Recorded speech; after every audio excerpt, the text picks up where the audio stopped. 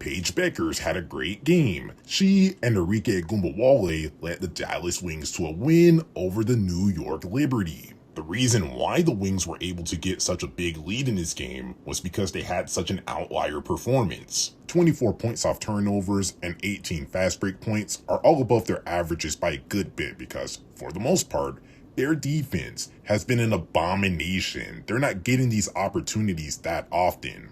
Also, Enrique had a great playmaking and passing game.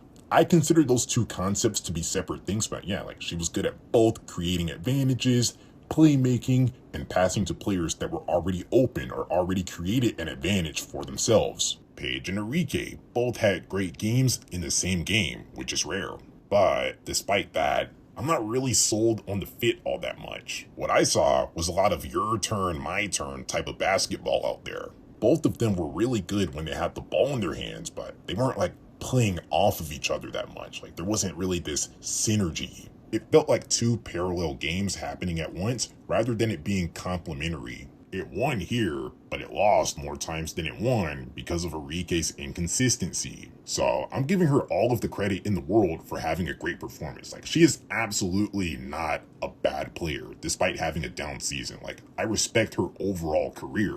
I just think that a season like this has shown that she's best in her own situation where she can be that lead guard. That's all. Anyways, back to the game, they almost blew this massive 30-point advantage that they had because some of it was playing through the wrong players and some of it was just like missing shots, bad shot selection and such. Because they were missing shots and giving the ball away and such, that allowed the Liberty to score easier in transition, where Dallas's defense is historically bad. This is a team that's almost never going to play a full 40 minutes of good defense. That's why they have to win in more of an offensive-oriented capacity. And the best way to accomplish that is to give as much usage as possible to your best offensive players. To be fair, Paige had some really good looks and missed them. But I also saw a lot of unproductive basketball as well, where certain players were trying to create or play make when maybe they should play finish rather than create because they already have Paige for that. Good thing they got serious within the last minute or so.